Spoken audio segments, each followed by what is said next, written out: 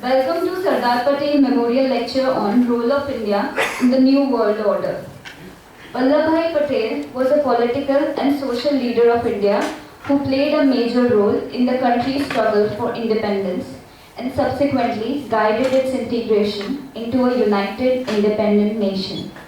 He was called the Iron Man of India and was often addressed as Sardar, which means chief or leader in many languages of India.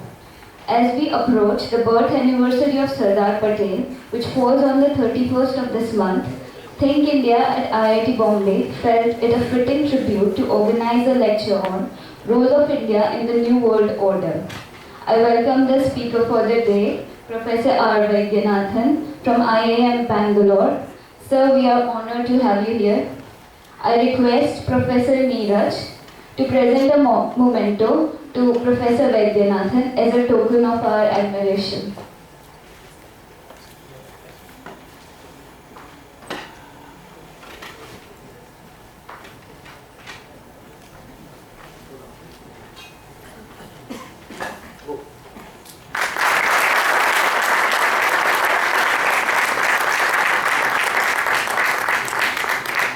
I also welcome the faculty members of IIT Bombay, staff, students and other guests who have gathered here for the function. I now invite Lakshmi Narayan to present a brief overview of Think India IIT Bombay.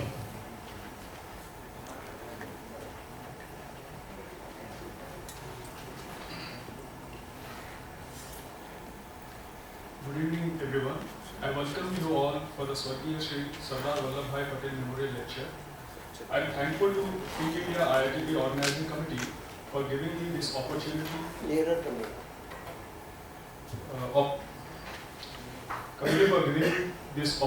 To give brief introduction about Think India to the audiences who grace today's Think India event by their presence. Think India is an all-India forum for students of India's premier educational institutes such as IITs, IIMs, IISc, AIIMS spread across our country. In broader sense, Think India includes students, researchers, alumni and faculty members to keep the organization intact, coming from different strata of the premier institute's family. Think India was founded in 2006 by visionary students affiliated with Indian Institute of Science, Bangalore, Indian Institute of Management, Bangalore, National Law School of India, University, Bangalore, the National Institute of Mental Health and Neuroscience, and also accompanied by students affiliated with many more professional institutes in Bangalore.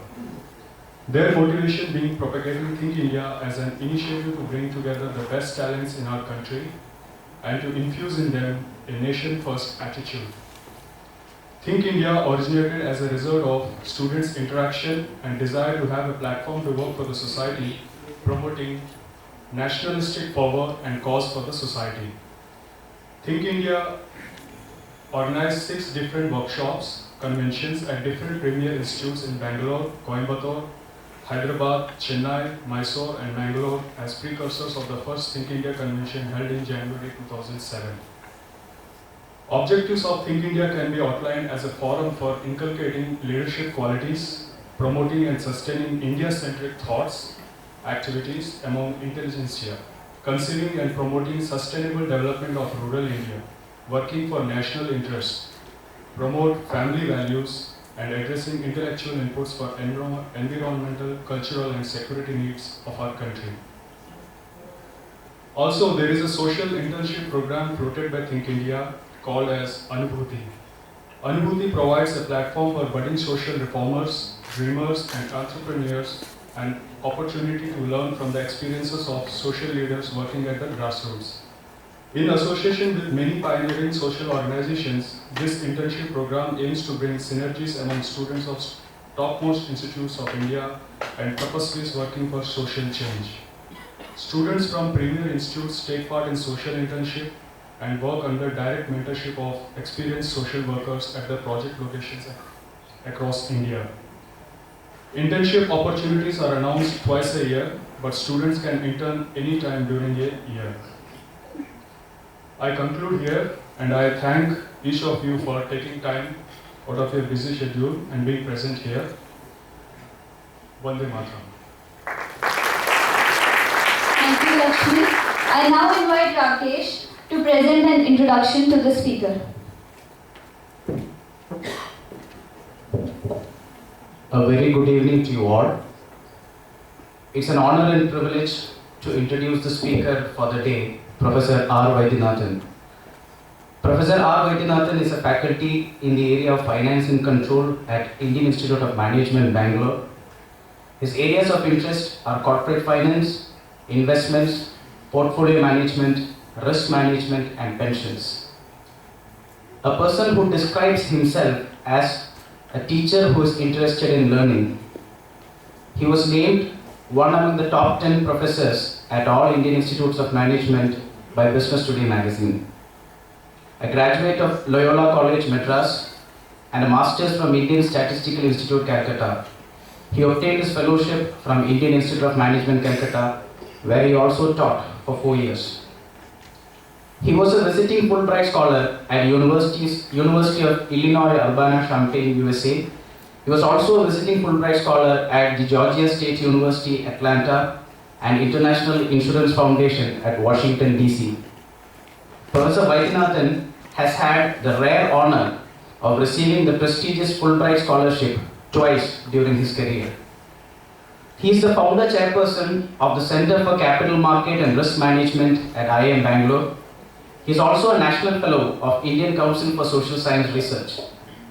He is a member of Committee on Micro, Small and Medium Enterprises constituted by Ministry of Finance. He is a member of Venture Capital Investment Committee of SIDBI, Small Industries Development Bank of India. He is on the Advisory Committee and Dean Economic Studies of Vivekananda International Foundation, New Delhi. He also serves as board member of several large listed companies. Previously, he has been visiting faculty at International Center for Banking and Financial Services at Manchester Business School, visiting faculty at University of Mauritius, fellow of Salzburg Seminar at Austria, president of the Asia Pacific Risk and Insurance Association headquartered at Singapore. He has also served on several committees constituted by organizations such as SEBI, Reserve Bank of India, etc. He has also been consultant to various organizations including Life Insurance Corporation, ITC, and several banks. The depth of academic thinking, coupled with his richness of professional experience, has made him emerge as a thought leader in the area of finance.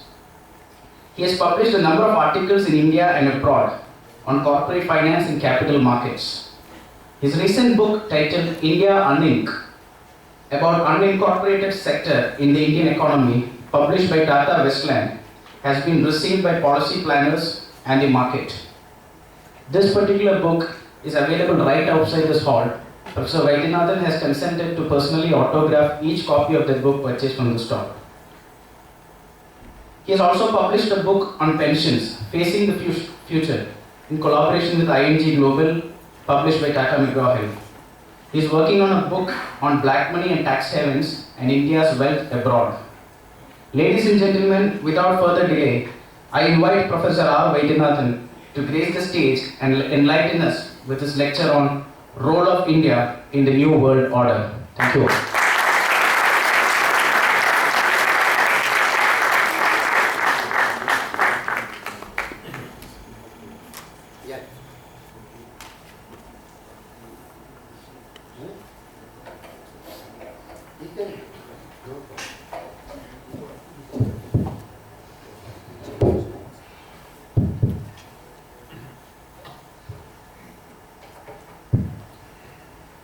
Good evening, friends.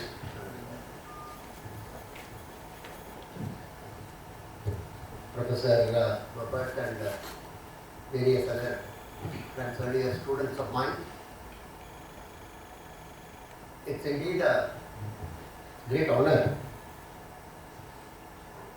to give a speech as part of the remembrance of Sardar Patel. Unfortunately, because of the way the post-independence Indian history was written, one paragraph or maximum one page only is given to him actually, wherein he should be getting a full book for every one of us. Go back to the late 40s and early 50s. More than 500 principalities, kingdoms, with each having their own ego, each wanting to become a separate country. But he could bring them all together within a period of 18 months to 2 years. Including using of force in the case of Hyderabad. But it was mostly negotiation and discussion. Extraordinary man. I think we owe significant amount of our respect and devotion to him. For the way in which he, people talk about now idea of India, making India another thing. But he is the one who actually brought it very calm and quiet, systematic way. Without it's something which is not easy to visualize at all today. It couldn't have happened in any other context, any other continent or anything, in such a very peaceful manner. That was his single largest contribution. Other, of course, is mostly known because all the state presidents of the Congress party actually elected him to become the PM of the country. Every one of them. And at that particular point of time, Gandhi felt that he is not an appropriate choice. And he agreed with that. He not only agreed with that, he was extraordinarily gracious to agree to work under Nehru as the Home Minister. These are what you may loosely call Yuga Purush. Not very easy to come across in today's context in terms of, if you have a local para, you are a leader, you think you are a global personality and everything. Not like that. He was a very, so to that extent, I am extremely privileged and delighted to give this talk, remembering one of our real great statesmen, what you may loosely call. That was the type of leaders we had. And so, in his honor, this has been arranged. I thank the organizers for giving me this opportunity. Before spending a lot of time, this is the book they were talking about. This is outside the auditorium, right? I always say, Uttamam is buy and read it. And if you can't do that, that's okay. Madhyamam is buy. Don't read it also, it's okay, right? Because asking you to read is very difficult. I can't ask my students to read it, because then they will immediately protest. So you are asking us to read. And I have to be careful because they will take me to Human Rights Commission or something. But this fellow is.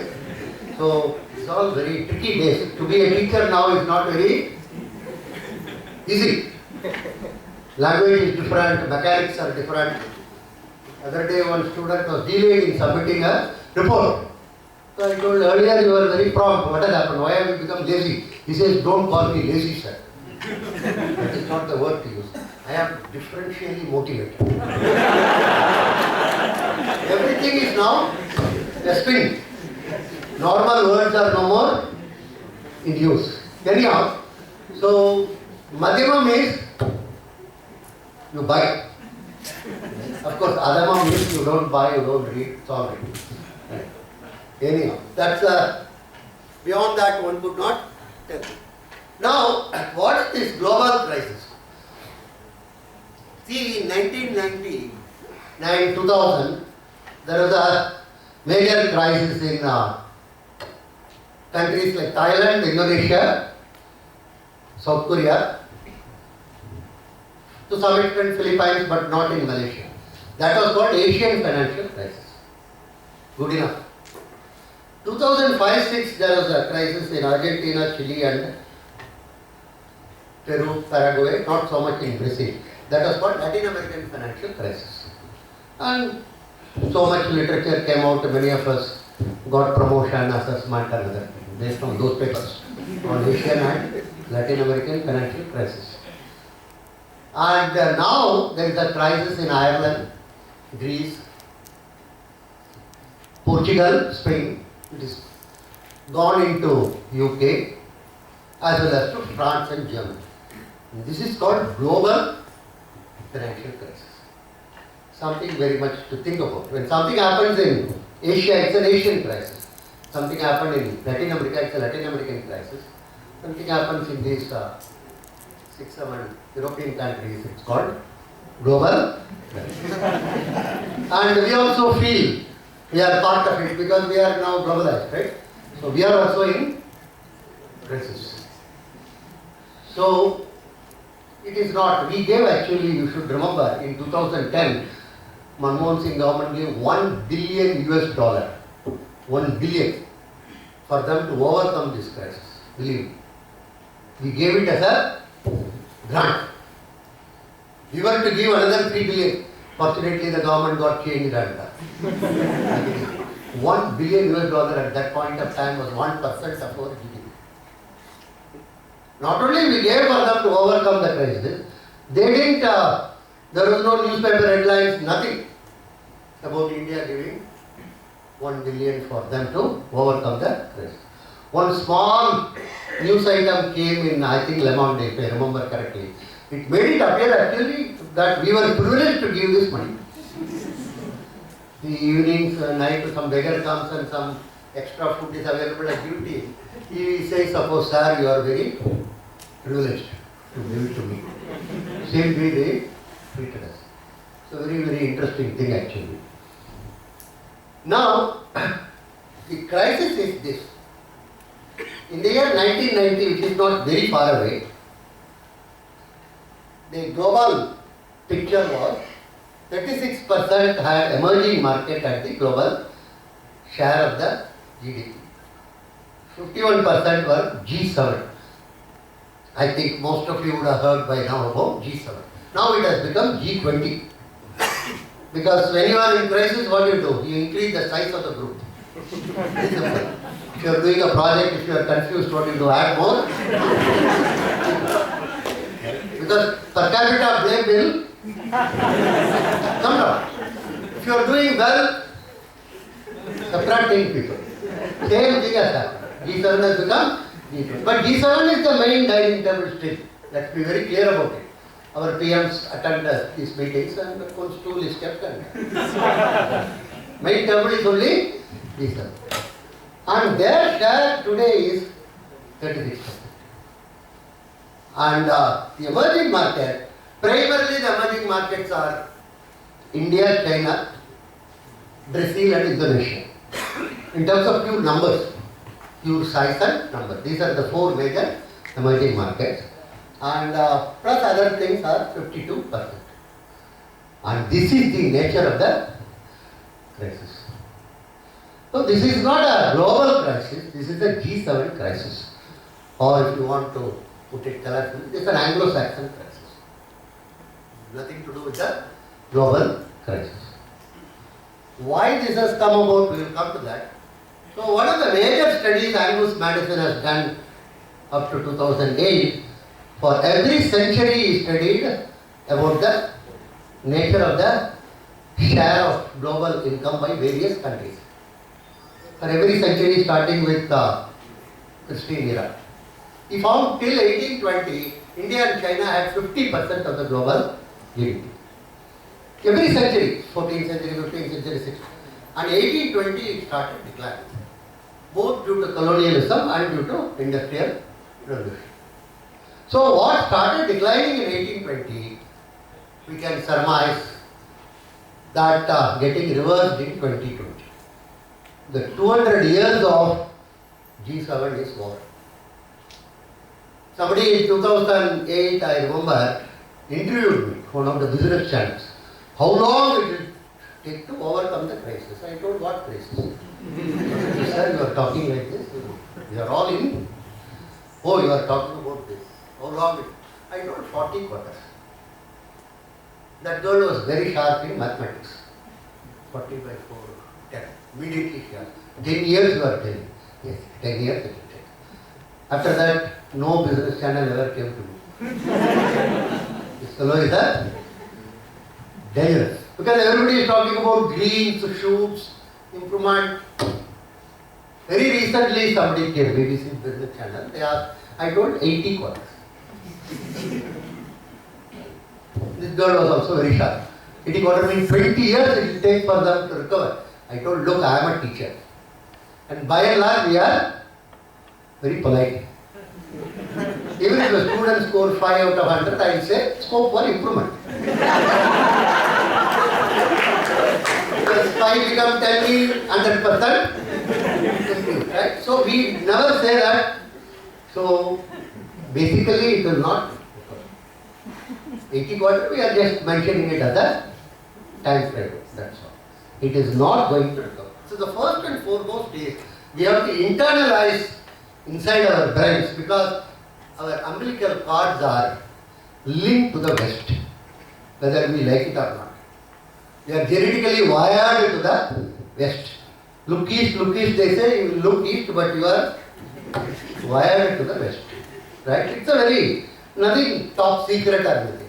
A plumber from New York will be listened to more carefully on Indian economics than a professor from IIM. Let me very clear about it. We are wired to the West, whether we like it or not. But we have to internalize the fact that the decline is started early. So very fascinating, 1917, Aravinda Ghosh was giving a talk in which he mentioned in that time there was no iPad, there was no econometric model buildings, there was no large scale data analysis, nothing. He just mentioned what started in 1820 may come to an end in 2020. 200 years of the rise and fall of the, and he seems to have also told on the ashes of the European failure, countries like India will rise. This is something very, very prophetic. That's aside. So this is what is the structure and nature of the problem. So this is not something which is, like increasing, decreasing or anything. The forecast by IMF is for 2020 is, or by that time, the G7 will only have something like 25% of the global purchasing power based GDP by 2020. It is not very far away. It's hardly another 5 years. And this structural change was noticed a long time before by many people, including yours sincerely. Around 2007, 2008, we began to. 2002, I gave a talk in Austria on Salzburg about the decline of the G7. Anyhow, now it has been recognized by the experts in the West. They also talk about axis of economic power has shifted to Asia, primarily. That, now it has become a common type of a thing. Economist writes about it, Wall Street Journal, New Yorker. All of them have recognized about the major shift which has taken place in the economic activity. Now, what has happened actually, this you can see. Of course, this purchasing power based in today, last October, not October actually, we are in October. Somewhere around last year, November, December, China is number 1 in terms of the global scenario. We should recognize this actually. It's a huge tectonic shift which has taken place. And then USA, then India and China. In terms of the global position today, everybody recognizes China is the number 1, whether one likes it or not. That is the picture. Then Europe, we will come to that. Europe story is separate, right? Overall position, if you see, this is the problem for these countries. Huge amount of debt has been accumulated by each one of these countries. What we call in financial jargon, highly levered. You see there, actually some of these numbers are, United States is more than 300% today. And what is that? Canada is more than 300%. Britain is more than 500%. call it as our own Britain. I think some of you may know. The reason is very simple. We have to run that country sooner or later, I am telling you.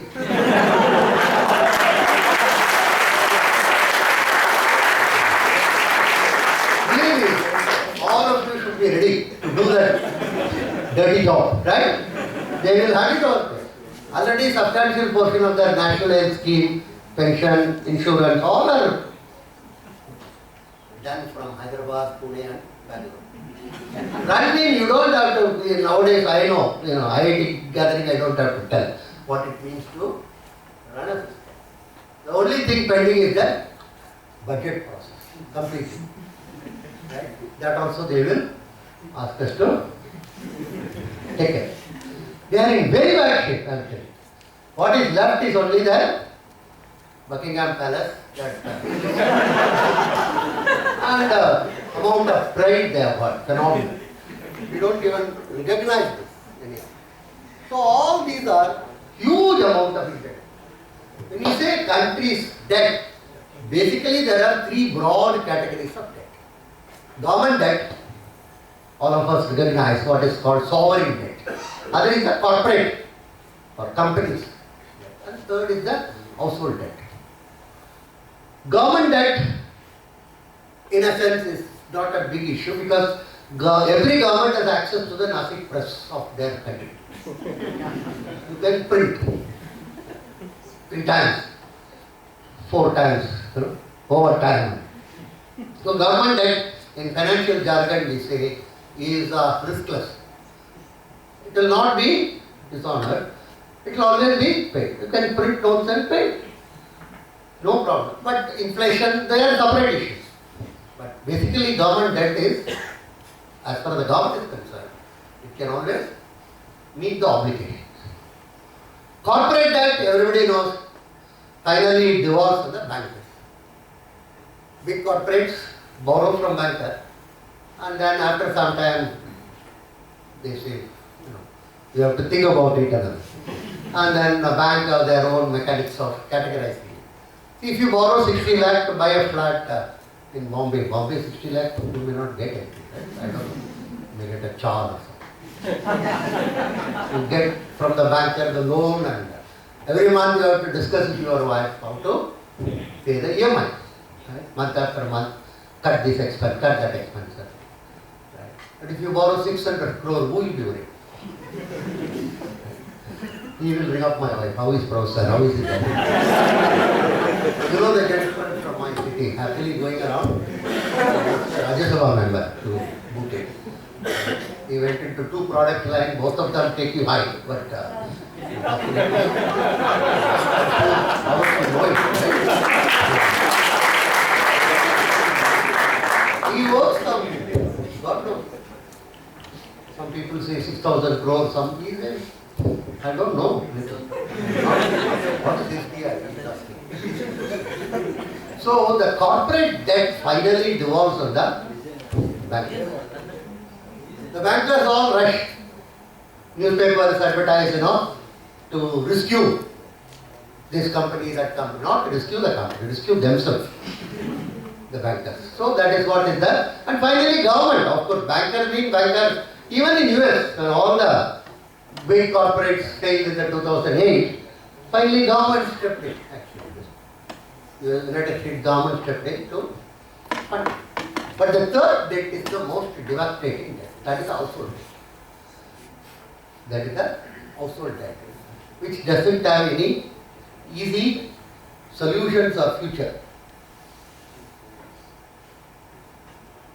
Of course, this is the debt to GDP ratio. Don't even look at it. Soon. 57 trillion increase between 2007 and 2014.